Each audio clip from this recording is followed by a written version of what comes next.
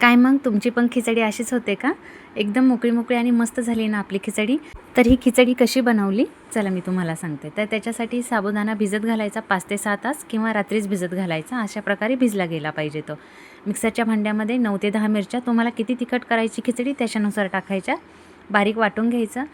कढईमध्ये तेल तापायला ठेवायचं 2 ते 3 चमचे. मग आपण ज्या मिरच्या वाटून घेतल्यात त्या परतून घ्यायच्या थोड्याशा.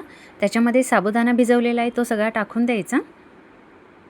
तर आता मिक्स करून घ्यायचं हे सगळं एकदा व्यवस्थित, म्हणजे खिचडीला आपल्या पूर्ण अशी मिरची लागली जाते. हां, तर इथे मिक्स झालं आहे. तर त्याच्यामध्ये आपण आता चवीप्रमाणे मीठ आहे तेही टाकून घेऊ. परत एकदा मिक्स करून घ्यायचं आणि आता त्याच्यामध्ये आपण शेंगदाण्याचा कूट आहे तोही टाकून घ्यायचा आहे. तर अशा प्रकारे बारीक कूट करायचा. लय मोठा पण नाही ठेवायचा आणि लय बारीक पण नाही करायचा, अशा प्रकारेच करायचं. तर आता इथे चांगली आहे ना खिचडी मिक्स करून घ्यायची. आणि खिचडी शिजवताना नेहमी ना कमी गॅसवरच शिजवायची, फुल गॅस नाही करायचा, म्हणजे व्यवस्थित अशी शिजली जाते. घरात जर लहान मुलं असतील तर त्यांना हा प्रकार खूपच आवडतो खिचडी म्हणजे. तर इथे बघा तुम्ही, आता ही आपली खिचडी ती तयार झाली आहे. 2 ते 3 वेळा मी तिला वाफ दिली आहे.